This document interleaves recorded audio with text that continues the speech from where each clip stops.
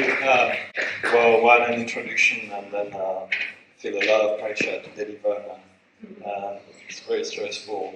We're going to talk about the emerging properties of the connected brain, and I usually start my presentation with this slide because we need to know how to define scientific exploration to understand how we can improve scientific exploration. And in the 17th century, Bacon came out with the idea that science relies on the observation to elaborate theories and models on the nature and behavior of natural things. That means that we make observations and we build theory and models that explain those observations. And within this interaction that you can see, we added methods that sharpen our exploration, our observation of natural facts. So I'm not here to tell you how to do science because you all know how to do it very well. But you can see that this is a circle. It's through the interaction between these different parameters have an emerging property, which is a scientific discovery. But this circle is also a curse. It only sheds light on what is inside the circle, keeping us in the dark for everything that is outside the circle. So what I'm trying to tell you today is that together, progressively, we can break this circle to make it larger and discover things I've never seen before. One example, for example, here is a chance that I had to work with Aline, or Aline in French, who had a novel observation about HDL2 Huntington patients that are very rare and frequent and only occurring on the African families. She had a theory that these patients will have a different pattern of impact onto the brain, even though they show the same behavioral manifestation as classical Huntington disease. And thanks to our exchange, I brought methods and a theory where I thought that if you damage the striatum, which is a typical a marker for Huntington disease, you will impact, in consequence, the cortex through a direct antigen system that will reduce the cortical thickness. So we started exploring cortical thickness in these patients, looking for dissociation in the pattern of disconnection that would be in these patients. And, so during the brain hack, we played along, did some analysis, and been able to show, as you can see on this chart, that a classical Huntington patient in blue and HDL2 patient in green show a similar pattern of decrease of cortical thickness compared to LC controls that you have in red for different regions in the brain, except for some regions that you can see. I'm sorry, I'm going to move that. Oh, she's out. Okay. Don't tell her. Except for some regions where you see a clear dissociation in the profile of decrease of cortical thickness that is specific to HDL2 patients. And this is a novel discovery that only emerged thanks to the interaction, thanks to the exchange that I had the chance to have with Aline. It's just to show you that actually, by moving around, by working with other people, you enlarge your observation, you widen your theories, you learn new methods, and by doing so, you make the circle larger and you discover new things.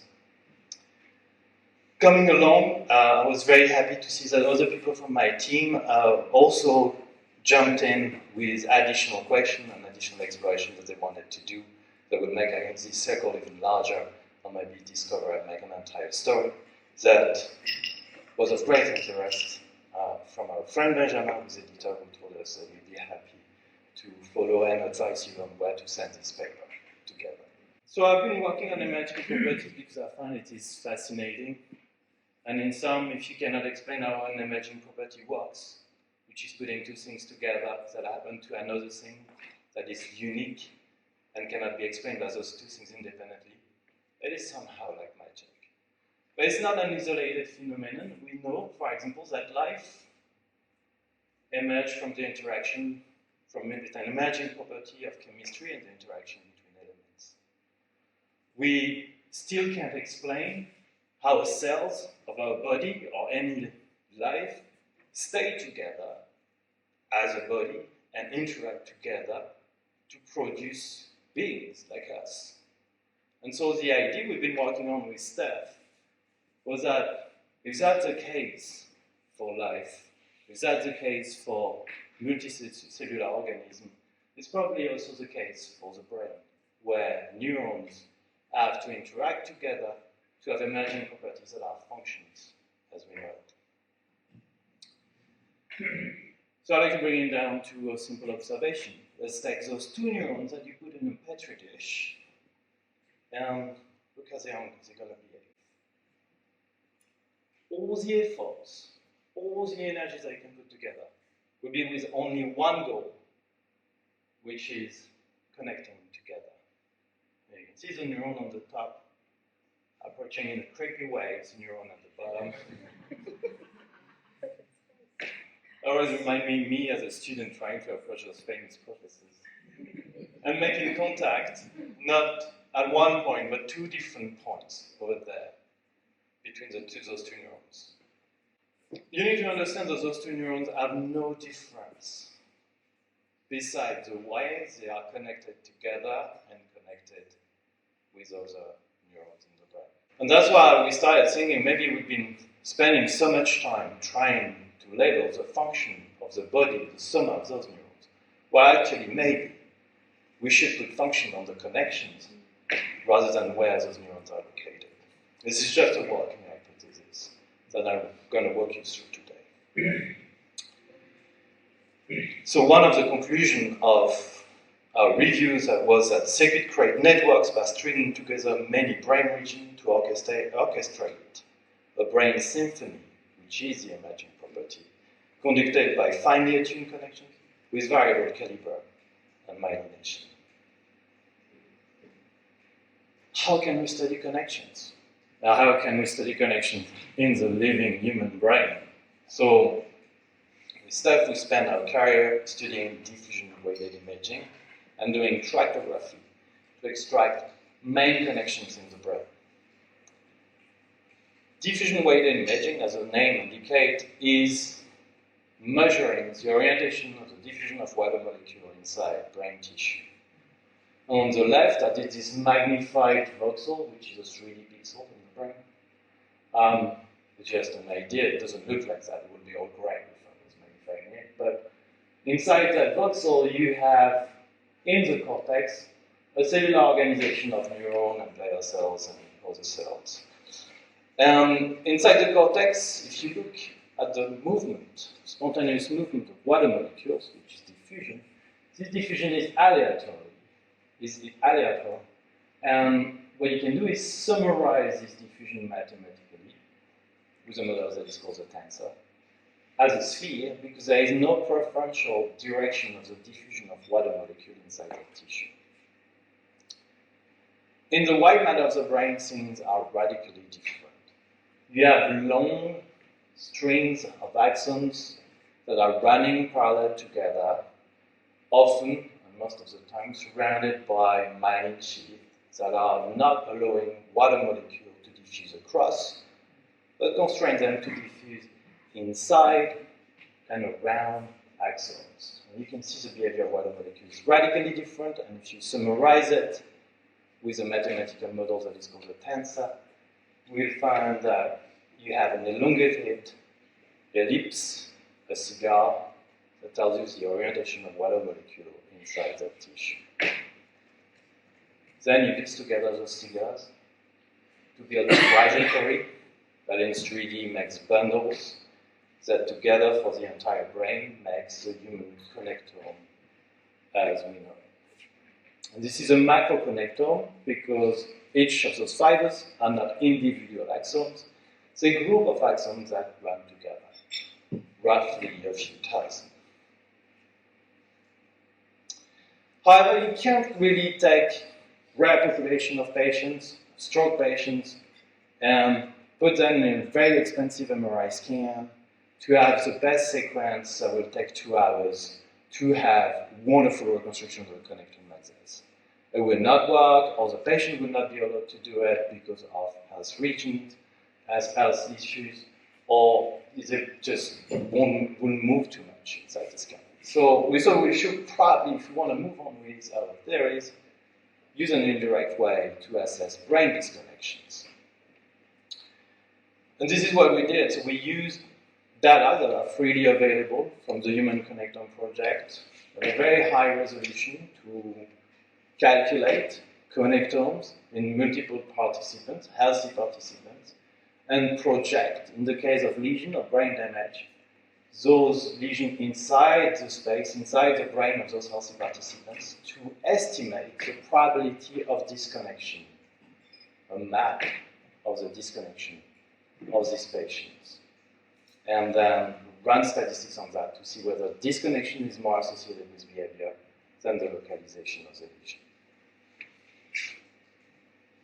We applied this first to 3 of the most famous cases of behavioral neurology. Who knows the guy on the left over here? Gage. So, what happened to him? Yeah, he was a construction worker. He was building a railway north of the United States. His job was to explode rock in the mountain to have, to be able to the rails and have those trains running from the east to the west of the United States. And the rod that he has in his hand is very peculiar because this is a rod that crossed through his skull. So it entered behind the cheekbones, pop out his left eye, and came out at the top of the head. And he didn't die, which is already extraordinary. But what changed is, within his time of recovery and a little bit of time after his recovery, he showed a very strange behavior, which is a radical change of his personality. He became aggressive, he became impolite, he became quite disorganized to the point that in the middle of the winter, that is really cold in Vermont in the USA, he went out to buy some food or cigarettes, I don't remember, just in thin boot and pajama pants, and almost died from the cold. Something that none of us would do, really. This is also a fascinating case because this is the first time that we were able to ascribe things that we thought were part of what we represent as the soul as being ascribed inside the brain matter because you can take it out through a brain damage. Who knows the guy in the middle? Le Bon, exactly. What happened to it? Yeah. Well, it's a long story of large epilepsy and staying in the hospital for 30 years because nobody was here to pick him up. But in the end, he had a leg infection, but mostly he'd never been able to produce words other than tan-tan for the past 30 years he spent in the hospital.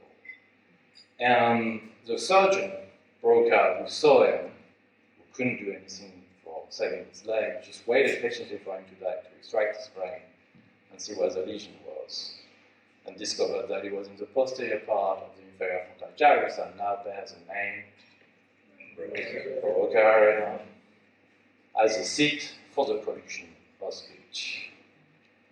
And we know that are some young men on the right. At Cham, exactly. So what happened to him? Exposure to his medial temporal lobes. Yeah. Very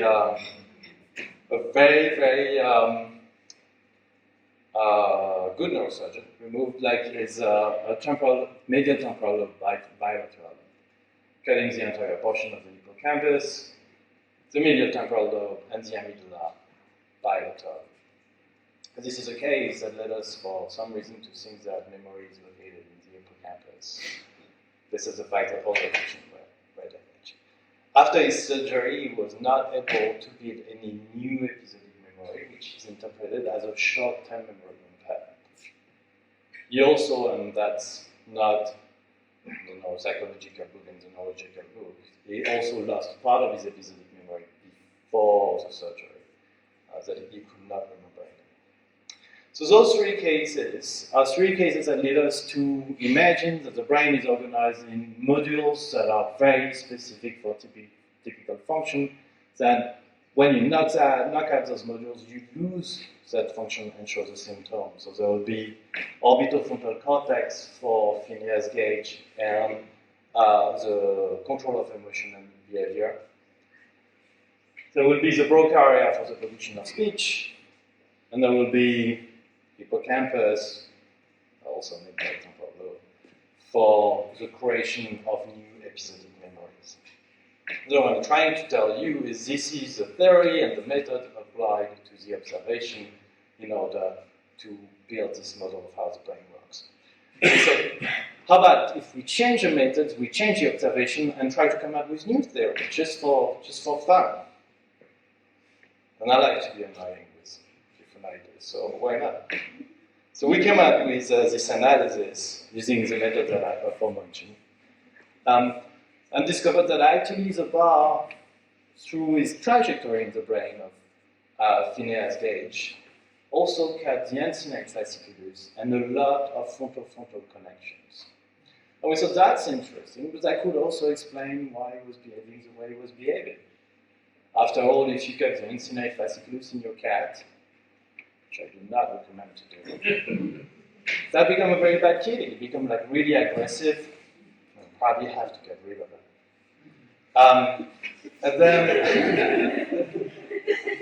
And then planning in the brain. You have many models of branchings that show the successive region in the frontal lobe that interacts with the planning of your day and your behavior. And this is all those short U-shaped fibers that we described here in Phineas gauge that was interrupted by the passage of the bar. So maybe if he went outside that day, in the cold, that's because the bar being cutting those fibers, preventing him to project himself in the future, being like, I'm probably going to be cold. It looks like it's bad weather outside. I should wear something hot. In the middle, you have the case of Le Bon, which has always been studied according to its surface until Nina Donkers did an MRI scan of that brain to reveal that actually the lesion that you see on the surface of the brain extend greatly in the perisylvian white matter. It's like a very strong disconnection of all the language system that happen in the gentleman. And what we illustrate here is just the same results that Nina Donkers have been showing in 2007, but this time with a proper assessment of what are the tracks that are damaged. The typical track associated with language, arcuate fasciculus, frontoparietal fibers of the arcuate fasciculus, frontal ascendant tract. And on the right, you have the case of anemolism, which bilateral lesion disconnected most of the limbic system. So you have a disconnection of the uncinate fasciculus, the cingulum, and the fornix. So by now you're very expert of the medial view of the brain, and you know those different tracks. You know that if you have a cyst in the third colloid, it will be right in the front. Right in the back of the fornix, and if the neurosurgeon is removing it, sometimes accidentally he's going to cut the fornix.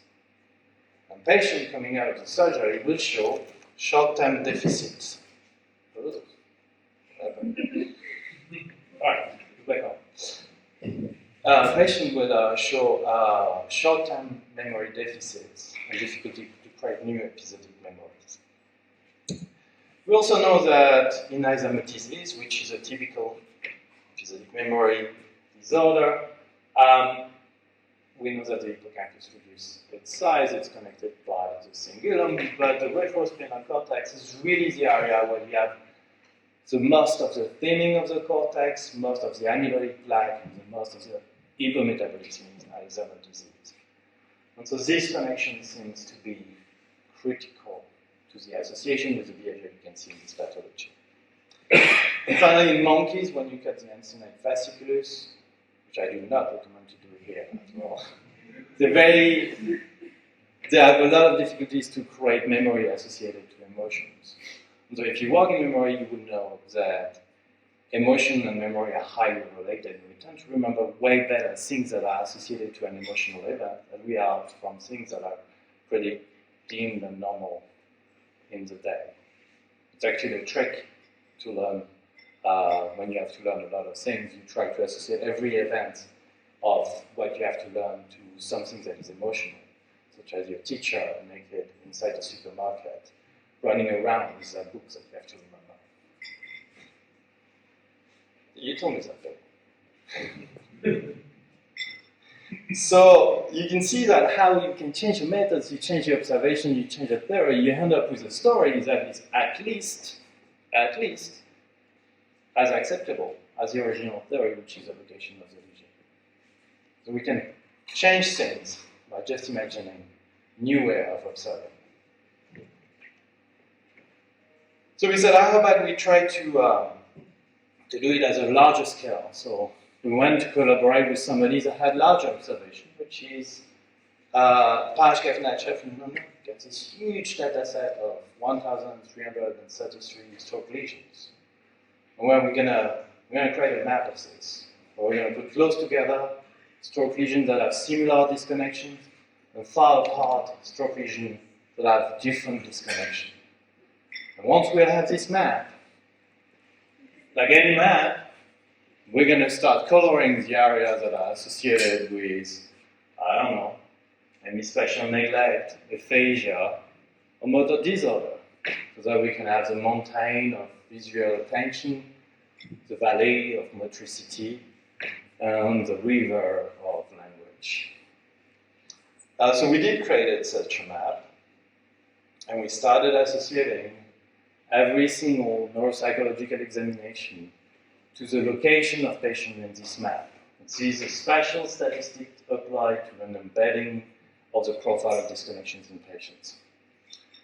And you can see that areas that are in blue are areas that are strongly associated with a bad outcome at that neuropsychological test.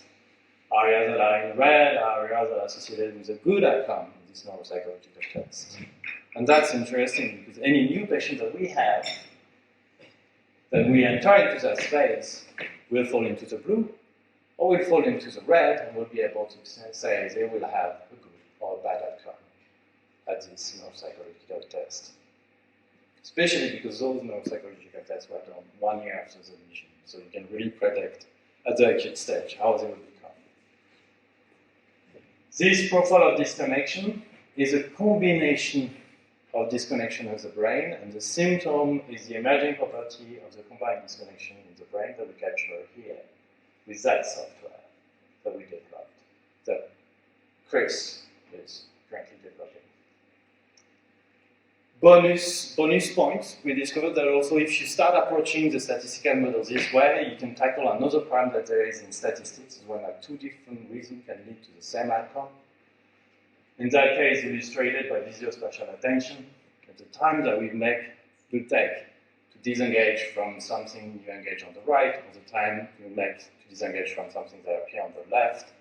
And here, you can reduce your time either on the right and on the left, and this is characterized by two different profiles of disconnection. So this simple example, but sometimes due to the limited power of behavioral exploration, there might be different reasons that lead to the same behavioral observation. Exactly like HDL2 and Huntington in Allen. And so we repeated that for 85 neuropsychological examinations, and projected back the name of the tests, which are very long names, so we put acronyms, onto the structural organization of the white matter. Where you can find that you have, for example, in the new memory test that will come out, cancellation test, mesolam cancellation attentive test on the corpus callosum. And start really exploring this map one by one and understanding why is this test associated to this disconnection.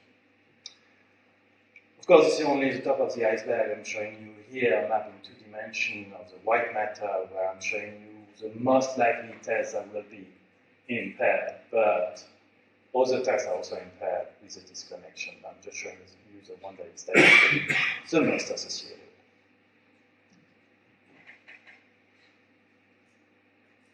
And because we really like open science and make it available for everybody, we created a web application where you can go on our website, where you can look at this embedding, this map of the profile of disconnection, and you can predict for all the 88 tests across 6 different domains the performance at those tests in patients by loading your disconnection map that I showed you how to do with our software.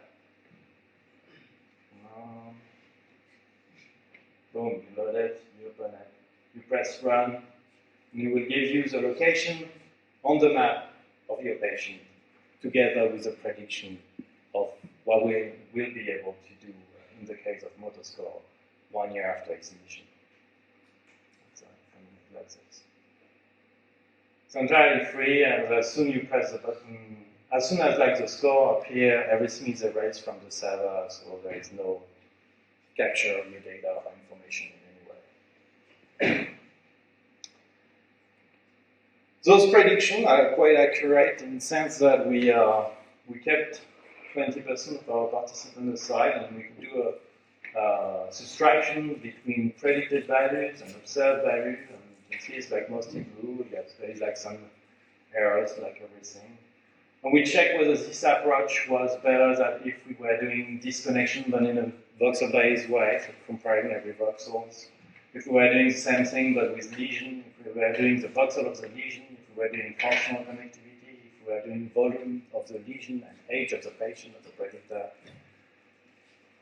Just the disconnection is a better predictor than all of these other methods, knowing that the combination of those methods will probably be better than just the disconnection itself. But this is a scientific result at this stage. It's not the purpose, not to make a clinical tool, which we're working on.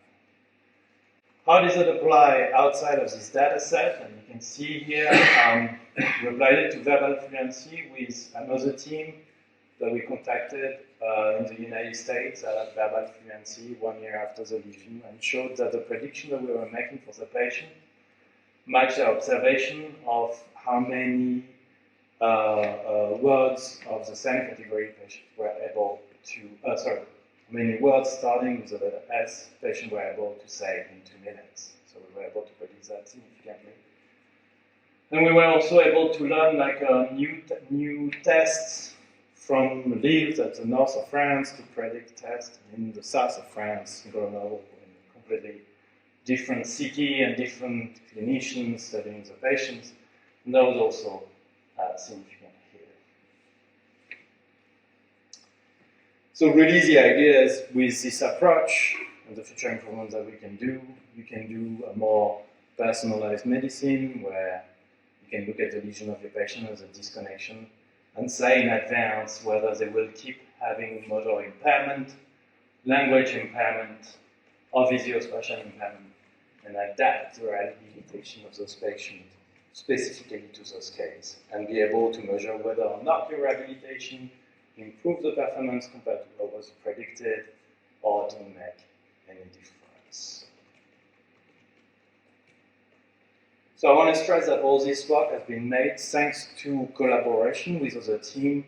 And my team is lazy. We didn't acquire a single data over the past 5 to 10 years. We've been using the one of others. But what I want to mean here is really you can see the power of interaction with other people, where we developed not only scientific finding and results, but true friendship and discoveries that make real advance in science at very limited costs. Thank you very much.